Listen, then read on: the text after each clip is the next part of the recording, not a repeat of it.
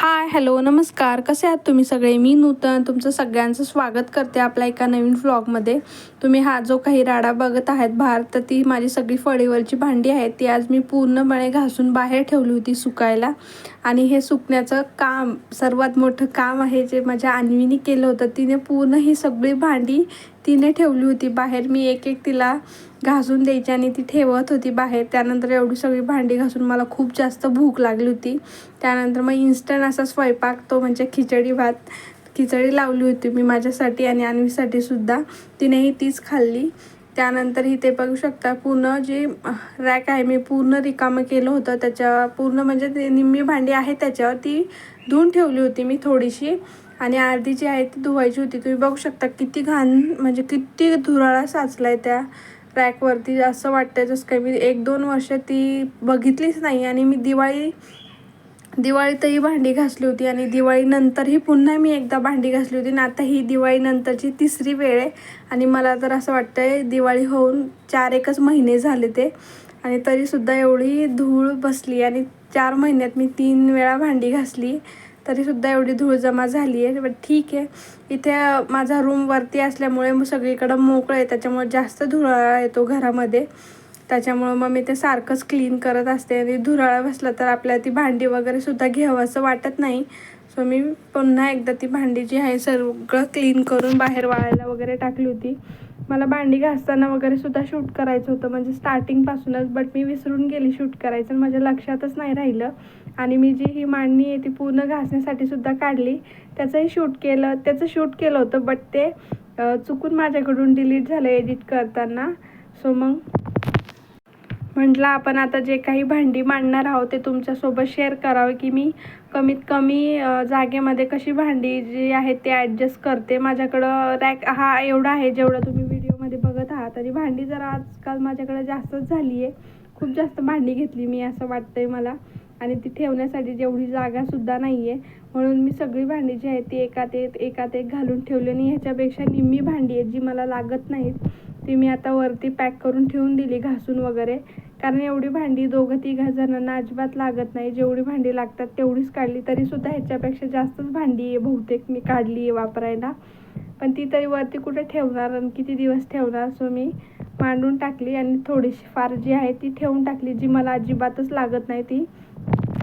आणि मागच्या वेळेस जे आहे मी पेपर नव्हती ठेवले मांडणीवरती, कारण कॉक्रोच खूप झाले होते माझ्या घरात. त्याच्यामुळे म्हटलं ह्यावेळेस काय पेपर ठेवू नये. आणि आता मी यावेळेस जी भांडी घासली, आता अजिबात कॉक्रोच नाही आहेत माझ्या घरात. मी पूर्ण त्यांचा सफाचट केला एकदम कॉक्रोचांचा. सो एकही कॉक्रोच नाही आहे घरामध्ये. मग म्हटलं आता आपण पेपर टाकूया, कारण पेपर टाकला म्हणजे जास्त धूळ जमा होत नाही. जी काही धूळ जमा होते ती त्याच्यावरच होते, भांड्यांवर होत नाही. त्याच्यामुळं म्हटलं की यावेळेस आपण छान असा न्यूजपेपर आथरूया, जेणेकरून आपली भांडी आता ह्यावेळेस जास्त दिवस चांगली राहतील आणि धूळसुद्धा जास्त होणार नाही. त्याच्यामुळे म्हटलं पेपर टाकूया. मी पेपरसुद्धा खूप सारा आणून ठेवला होता आणि मग म्हटलं पेपर टाकूयात आता ह्यावेळेस. आणि माझ्याकडे जे आहे हे ताट वगैरे तुम्ही बघू शकता, मी पूर्ण पातेल्यांचे जे मागे ठेवले ते, त्याच्यासाठी माझ्याकडे एक स्पेशल रॅक नाही आहे. मी जे मांडणी आहे त्याच्यावरतीच पूर्ण प्लेट्स वगैरे जे आहेत ते ठेवते. एकात एक पूर्ण घालून ठेवते, कारण एक असं सेपरेट ठेवायला तेवढी जागाही नाही आहे आणि तेवढी ही रॅक मोठीसुद्धा नाही आहे. त्याच्यामुळं आणि माझ्या तोंडासारखं रॅक मांडणी येते. सो थोडंसं ॲडजस्ट करून घ्या, जसं मला येते मी तसं बोलते. म्हणजे जे पटकन तोंडात येतं ते पटकन बोललं जातं. सो तुम्ही थोडंसं ॲडजस्ट करून घ्या. आणि मी आज मागच्या वेळेस जे पीठ दळून आणले होते ते सगळे एकाच डब्यामध्ये एकावर ठेवले होते आणि त्यांनी सगळं पीठ एकत्र झाले होते. सो ह्यावेळेस म्हटलं सगळे पीठ वेगळे ठेवावे. ज्वारीचं, बाजरीचं सगळे पीठ वेगळे ठेवले. आणि ह्यावेळेस मी डाळीचं दळणसुद्धा आणलं होतं म्हणजे माझ्या सासूबाईंनी मला खूप सारं दळण करून दिलं होतं डाळीचं. सो मी तेच आता एका छोट्याशा डब्यामध्ये टाकून घेतलं, जेणेकरून मला जेव्हा पण गरज असेल तो एवढा मोठा जो डब्बा आहे तो काढायची गरज लागणार नाही. आणि मला असं वाटते मला एवढ्या सगळ्या डब्यांची सुद्धा गरज नाही. 1-2 डबे असले तरी ठीक आहे, बट मी ते डबे ठेवणार तरी कुठं. त्यामुळं मग मी सगळेच डबे तिथं मांडणीवरती ठेवून दिले. आणि छानही दिसती मांडणी, जरा भरलेली असली की छान वाटतं आणि ते स्वच्छ असले की त्याच्याहूनही जास्त छान वाटतं. सो मी पूर्णच भांडी जी आहे ती मांडून टाकली आणि ती मला जी जास्त लागतच नाही तीच भांडी मी वरती ठेवून दिली, म्हणजे ती वापरायलाच नको आणि नेक्स्ट टाईम ती आहे तशीच राहतील. नेक्स्ट टाईम त्याला धुवायची सुद्धा गरज नाही. त्यामुळे मी त्यांना छान असं प्लास्टिकच्या पिशवीमध्ये रॅक करून ठेवलं. जर तुम्हालाही कोणती भांडी लागत नसतील तर तुम्ही त्यांना छान स्वच्छ करून एखादी क्लीन प्लास्टिकची जी बॅग असेल त्याच्यामध्ये पॅक करून ठेवू शकता, जेणेकरून ती घाण होत नाही. नेक्स्ट टाईम आपल्याला त्याला धुवायची गरजसुद्धा लागत नाही. आता जे आहेत मला ते फक्त देवाची जी भांडी आहेत तीच क्लीन करायची, ती पितांबरीने करायची. त्याच्यामुळं मी ती आज काही धुतली नाही. तिने उद्या वगैरे मी ती धुईल, आता नाही धुतली मी तिला. सो अशा प्रकारे जे आहे मी ती भांडी मांडून ठेवते आणि सगळीच भांडी जी ती एकात एक घालून ठेवली, जेणेकरून जास्त स्पेस होईल, जास्त भांडी त्याच्यावरती मावतील. त्याच्यामुळे मी अशा प्रकारे जे आहे भांडी मांडून ठेवते. सगळ्याच प्लेट्स जे आहे एकात एक घालून ठेवते, जेणेकरून जास्तीत जास्त जागा मला भेटेल आणि जास्तीत जास्त मोकळंसुद्धा वाटेल आणि सुटसुटीत भांडी रचले जातील. त्यामुळे मग मी अशा प्रकारे भांडी मांडून ठेवते. तुम्हालाही अशा प्रकारे मांडायची असेल तर तुम्ही सुद्धा मांडू शकता. एकात एक सगळी भांडी ठेवायची, जेणेकरून जास्तीत जास्त स्पेस उरतो आपल्याकडे आणि भांडीसुद्धा छान सुटसुटीत दिसतात. ते एकावर एक मांडण्यापेक्षा हे असं एकात एक घालून ठेवलेलं जास्त बेटर राहतं. कारण कसं आपण एकावर एक ठेवतो ना, आपल्या घरात कोणी लहान मुलं वगैरे असतील, त्यांनी हात वगैरे तिथे टाकला की ती शक्यता असते त्यांच्या डोक्यात वगैरे पडण्याची किंवा त्यांच्या पायावर वगैरे पडण्याची. माझ्याकडे माझी अन्वी आहे, त्याच्यामुळं मी एकात एक घालून ठेवते. कारण तिचा आता पूर्णपणे हात आहे तो वरती जातो आणि ती पूर्ण म्हणजे एखाद्या वेळेस तिने पाडून वगैरे घेतलं तर, त्याच्यामुळं म्हणून मी सगळी जे पातेले वगैरे आहेत ते एकात एक घालून ठेवली होती, जेणेकरून तिलाही ते लागू नये वगैरे आणि मला पण ते घ्यायला सोपं जातं. एवढी काही सगळे पातेले वापरण्यात येत नाहीत, मोजकी 2-3 पातेले आहेत ती रोज वापरत असते. त्याच्यामुळे ती सगळ्यात वरती ठेवली, त्यांची लागणार नाही तर त्याच्या खाली ठेवली होती. आणि आता जी उरसूर भांडी होती घासायची, जे आता आम्ही नंतरून जेवलो होतो, तीच भांडी आता मला घासायची होती.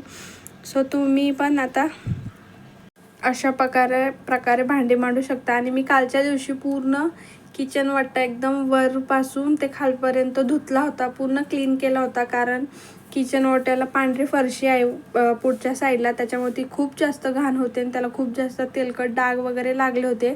पूर्ण वरपर्यंत ती अशी काळी वगैरे झाली होती थोडीफार. मग मी पूर्ण वरपर्यंत तिला घासून वगैरे घेतली, सगळे नळ वगैरे क्लीन केले, पूर्ण खिडकीसुद्धा घासून ठेवली होती, जेणेकरून त्याच्यावर पण जास्त धूळ बसू नये. त्याच्यावर पण खूप जास्त धूळ झाली होती म्हणून ती घासली. लास्ट टाईम पण मी तिला क्लीन केलं होतं आणि यावेळेस पण क्लीन केलं.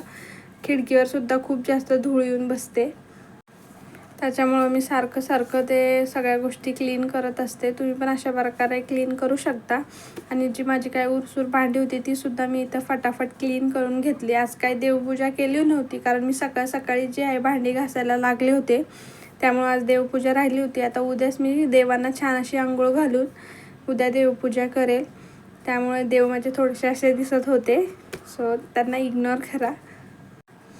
किचन वाटा वगैरे सगळा मी क्लीन करून घेतला इथं. आणि अन्वीला पण जेवण करून तिला मी झोपी घातलं होतं. तिला आधी झोपी घातलं आणि त्यानंतरच मी भांडी जी आहे ती मांडायला सुरुवात केली. कारण मी पूर्ण धान्य जे आहे ते खाली ठेवलं होतं फरशीवर, आणि ती जर इथे खेळायला लागली असते तर तिने पूर्ण धान्य वगैरे सांडून टाकलं असतं. त्याच्यामुळं मी आधी तिला झोपी घातलं आणि त्यानंतर जे आहे सगळी कामं वगैरे आवरायला घेतली. आणि फायनली आता माझं सगळी भांडी वगैरे मांडून झाली होती, एकदम रिलॅक्स झाली होती मी थोडीफार.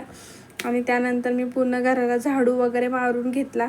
फरशी नव्हती पुसली, फरशी मी संध्याकाळी पुसणार होते, म्हणून मी आता सध्या फक्त झाडू वगैरे मारून घेतला. आणि त्यानंतर माझा किचन एकदम चकाचक म्हणजे चकाचक झाला होता.